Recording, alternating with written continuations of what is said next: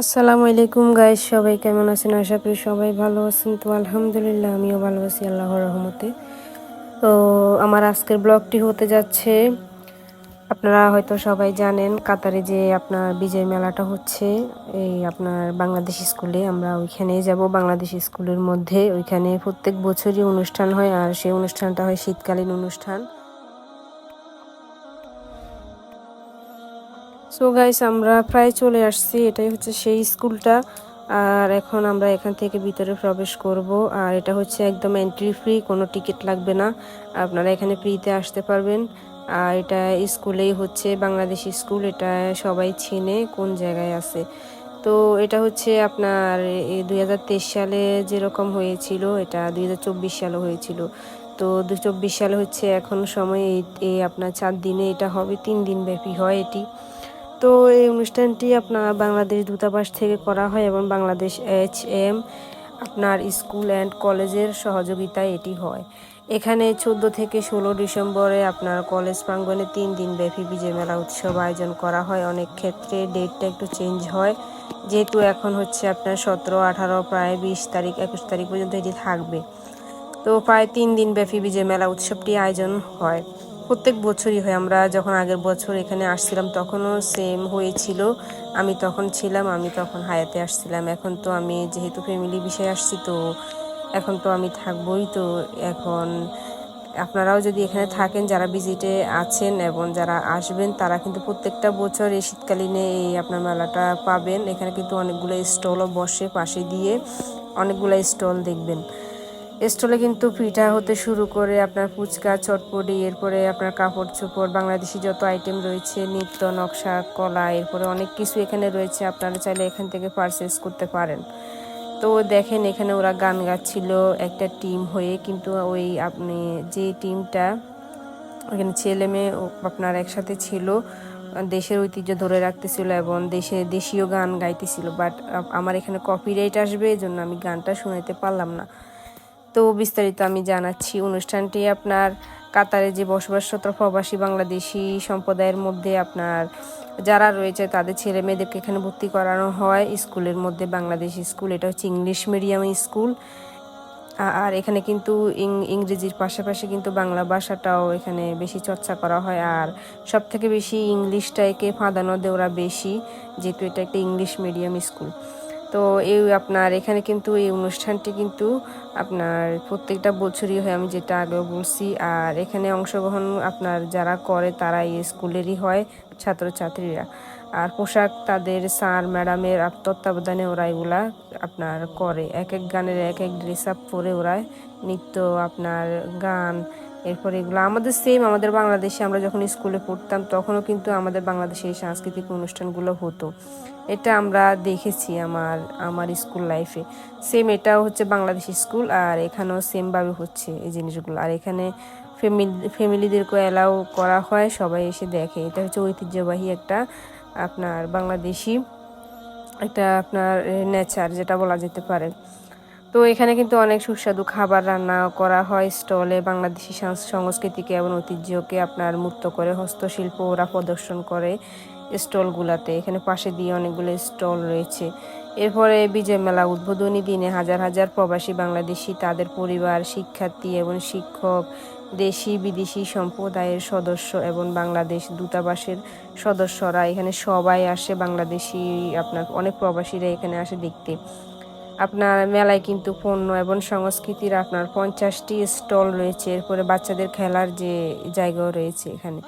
এরপরে ওরেডু এবং লুলু সহ কাতারের বিখ্যাত কোম্পানি এবং কিছু কমিউনিটি সংস্থা কাতারের বিভিন্ন সম্প্রদায়ের প্রতি তাদের অবদান তুলে ধরতে স্টলগুলো স্থাপন করেছিল। এবং এর থেকেও বলা যেতে পারে শিশুদের জন্য মজাদার কার্যক্রমের আয়োজন এখানে করা হয়। বাংলাদেশ দূতাবাস এবং তার স্টলের মাধ্যমে কনসুলার সেবা প্রদান করে। স্টলে কিন্তু বাংলাদেশের আপনার জাতির জনক শেখ মুজিবুর রহমানের উপর বই এবং আত্মনিয়ন্ত্রণের অধিকার, রাজনৈতিক স্বাধীনতার জন্য জনগণের সংগ্রাম ইতিহাস তুলে ধরা হয়। বাট এবছরটা আমি জানি না, এটা তারাই ক্লেম করেছিল। তো এবছরে যেহেতু এখন তো দেশের অবস্থা ভালো না, আর এখন ওইরকম কিছু দেখিও নাই। তো এখানে যেহেতু ওরা এটা অনেক আগে আমি পড়ছি ওদের এই যে গুগলে, এই জন্যই বলতেছি। এমন না যে আমি কাউকে সাপোর্ট করে বলতেছি, এটা বইয়ের মধ্যেই থাকে, আমরাও পড়ে আসছি এতদিন, যেটা ওইটাই বলতেছি। তো এটা কিন্তু একটা গভীর ঐতিহ্য যেটা বলা যেতে পারে। আর দেশ স্বাধীন যেহেতু হয়েছিল, তো কারো না কারো কৃতিত্বের ফলে হয়েছিল, এবং মানুষ অক্লান্ত পরিশ্রমে দেশ স্বাধীন করেছিল, আর এর বিনিময়ে আমরা বাংলা ভাষা পেয়েছি। আর এখানে যে মেয়েগুলা দেখতে পাচ্ছেন, ওরা কিন্তু এক একটা এখানে মানে ফ্যাশনের সাথে কিন্তু ওরা বাঙালি ঐতিহ্যটাও দেখাচ্ছিল। এখানে মিক্স ছিল সব কিছু, মানে মিক্সার, যে কেউ থ্রি পিস পরে আসতেছিল, কেউ ওয়েস্টার্ন ক্যারি করতেছিল, কেউ বাঙালি শাড়ি পরে আসতেছিল, কেউ বা আসতেছিল আরবিক ডিজাইনে বোরকা পরে। এটা হচ্ছে মানে তারা একটা মডেলের একটা শো করলো আর কি, বাঙালির ঐতিহ্য এবং মিক্স ফ্যাশন, এরপরে আরবিক, তিনোটাই ধরে ওরা নিয়ে আসতেছিল এখানে। কাতারের ঐতিহ্য, বাংলাদেশি ঐতিহ্য, সব কিছু তো আমার কাছে মিলিয়ে ভালোই লাগছে। তো এখানে বিজয় মেলা কিন্তু 3 দিন ব্যাপী হয়। আর বাংলাদেশি স্কুলের শিক্ষার্থী, দূতাবাসের কর্মকর্তা এবং শিশুরা এবং শ্রাবণ, বৈশাখী, চিরন্তন, বাউল, তিতাস, স্বাধীনতা, জাদুকর, আপনার কোকো সহ বিভিন্ন সাংস্কৃতিক সংগঠনের পরিবেশন এখানে কিন্তু ছিল, মিক্স ছিল। এবং বাংলাদেশি আপনার বিখ্যাত গায়ক আশিক এখানে কিন্তু আসে এখানে গান গায়, যেটা আমি জানি। তো অতটুকু পর্যন্ত আমরা ছিলাম না, যেহেতু আমরা ভিডিও করতেছিলাম এবং আমরা বোরিং হয়ে গিয়েছিলাম, আমরা এখান থেকে চলে গিয়েছিলাম। তো যেহেতু গান তো আপনাদেরকে শোনাতে পারবোই না, তো যেহেতু কপিরাইট আসবে, আমি আপনাদেরকে দেখাচ্ছি এক একটা করে, আপনার ভিডিও করে দেখাচ্ছি। দেখেন আপনার এখানে মেয়েগুলা বৌসাজও কিন্তু দিয়েছে এখানে, মানে অনেক ডিজাইনের ওরা ওদের মতো করে এখানে সেজেছে। যেমন খুশি খুশি তেমন সাজো, যেটা আমরা আমাদের স্কুলে দেখে আসছি, এটা হচ্ছে সেম ওইটাই। তো বিভিন্ন মেলার উদ্বোধন যৌথভাবে পরিচালনা করেন কাতারে নিযুক্ত বাংলাদেশের রাষ্ট্রদূত HM মোহাম্মদ নজরুল ইসলাম এবং বাংলাদেশের সেনাবাহিনী প্রধান জেনারেল SM শফিউদ্দিন আহমেদ। এরপরে রাষ্ট্রদূতও তার ভাষণে জাতির পিতার গভীর শ্রদ্ধাও নিবেদন করেন এবং বাংলাদেশের স্বাধীনতা তার গুরুত্বপূর্ণ অবদানের কথা স্বীকার করেন।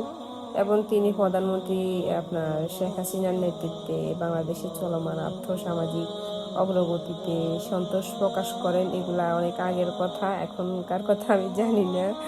আর এখানে কিন্তু সোনার বাংলার স্বপ্ন বাস্তবায়নে প্রধানমন্ত্রী শেখ হাসিনার উন্নয়নও কিন্তু উদ্যোগকে সমর্থন করার জন্য সবাইকে আহ্বান জানান রাষ্ট্রদূত। তো তিনি অনুষ্ঠানটি সফলভাবে আয়োজন সহায়তার জন্য বিদেশি অংশগ্রহণকারীদের এবং পৃষ্ঠপোষকদের ধন্যবাদ জানান এবং বাংলাদেশের সমৃদ্ধ সংস্কৃতি ঐতিহ্যকে সমুন্নত রাখার জন্য কাতারের বাংলাদেশি সম্প্রদায়ের প্রতি কৃতজ্ঞতা প্রকাশ করেন। এখানে অনেক ভাষণ দেওয়া হয়, বাট ভাষণের সময় কিন্তু আমরা ছিলাম না, আমরা চলে গিয়েছিলাম। তো এটা একটা মজার মোমেন্ট ছিল। তো আমি যা বলছি কেউ কারো গায়ে নেবেন না এখানে, কারণ আমি যতটুকু জানি, যতটুকু আমি আপনার রিচার্জ করছি ততটুকুই বলছি। তো আমার ব্লগটা শেষ, আজকে ব্লগটা এ পর্যন্তই ছিল। সবাই ভালো থাকবেন, আমাদের জন্য দোয়া করবেন। তো নেক্সট কাতার ন্যাশনাল ডে নিয়ে বলবো আমি, ওইটা নিয়েও ব্লগ আসতেছি, সবাই সাথেই থাকবেন। আজকের ব্লগটা এ পর্যন্তই, আল্লাহ হাফেজ।